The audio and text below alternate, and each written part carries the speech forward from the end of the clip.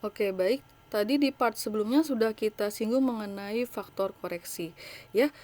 Bayangkan saja untuk statistika seperti ini, dengan peringkat yang sama saja diperlukan suatu faktor koreksi. Berarti memang benar-benar statistika itu ingin sekali mengurangi atau menghilangkan yang namanya bias. Jadi jika ada peringkat yang sama, perlu ada koreksi lagi agar nilainya lebih detail, ya, lebih pure lagi dibandingkan yang tidak ada peringkat yang sama, ya.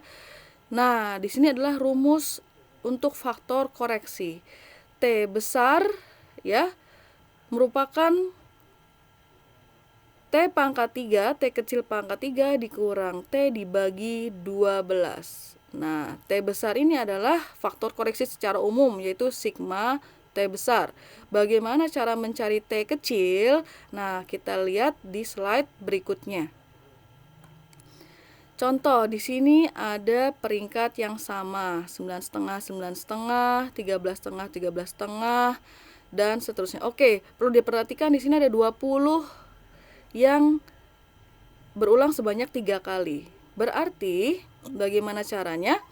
Peringkat setelah 18 adalah 19, ya. 19 ditambah 20 ditambah 21 dibagi 3. Ya. Jadi, peringkat tersebut adalah 20, 20, 20. Jika ada 3 seperti ini, tinggal ambil saja peringkat yang di tengah, ya. Tadi kan ada 19, 20, 21, maka ambillah yang di tengah. Itulah 20, 20, 20, ya. Dapat juga di sini R+. R+ itu adalah pembeda saja. Kalau tadi X, Y, sekarang pembedanya adalah plus sama min untuk pembeda saja, ya. R+ dan juga R- diketahui. Nah, berikutnya kita buat suatu tabel baru dengan mengumpulkan peringkat-peringkat yang sama. Contoh di sini peringkat 5, 9,5, 13,5, 20 dan juga 25,5. Kita lihat, ya benar ternyata peringkat 5-nya di sini ada 3 kali, ya. Jadi peringkat 4 tambah 5 tambah 6 dibagi 3 adalah 5, 5, 5. Atau seperti yang tadi saya bilang, ambil saja peringkat 5 yang ada di tengahnya.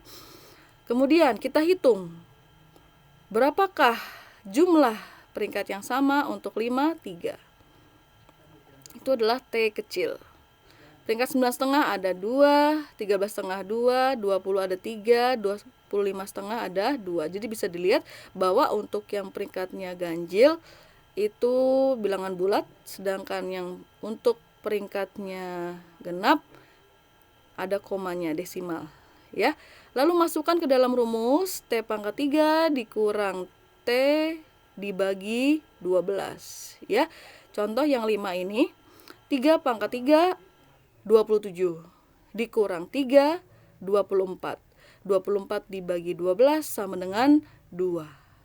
Nah, untuk yang 2 ini, 2 pangkat 3 adalah 8, 8 dikurang 2 adalah 6, 6 dibagi 12 adalah setengah, dan seterusnya sampai bawah. Setelah itu kita jumlahkan hasil rumus tadi, maka sigma T adalah 5,5. Ya, catatan, T adalah frekuensi peringkat yang sama baik positif ataupun negatif. Yang penting sama, jadi boleh berseberangan tetap dihitung. Ya, seperti itu. Next, ini untuk latihan, pengennya sih yang sampel besar ya, biar bisa pakai tabel Z.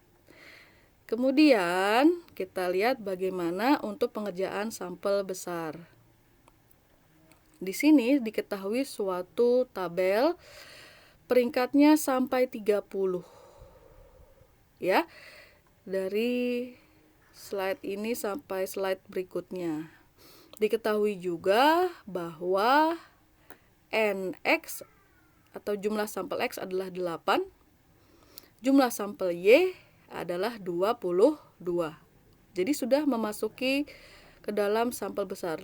N lebih besar dari 20. Ya. 22 tambah 8 adalah 30, sehingga terakhirnya adalah peringkat 30. Menggunakan cara yang tadi bisa diketahui jumlah peringkat X dan jumlah peringkat Y. Di sini kita tulis saja WX sama WY. Ya, 134 dan 331.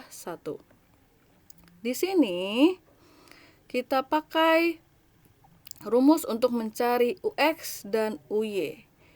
Sepertinya ini adalah rumus yang singkat ya. Lalu kita bisa peroleh nilai 98 dan juga 78. Nah, hipotesisnya nih, H0 populasi X dan Y adalah serupa. Sedangkan H1 X dan Y tidak serupa. Ya, berarti yang atasnya ada tanda sama dengannya nih. Kalau yang bawah tidak ada tanda sama dengan, alias tidak sama dengan.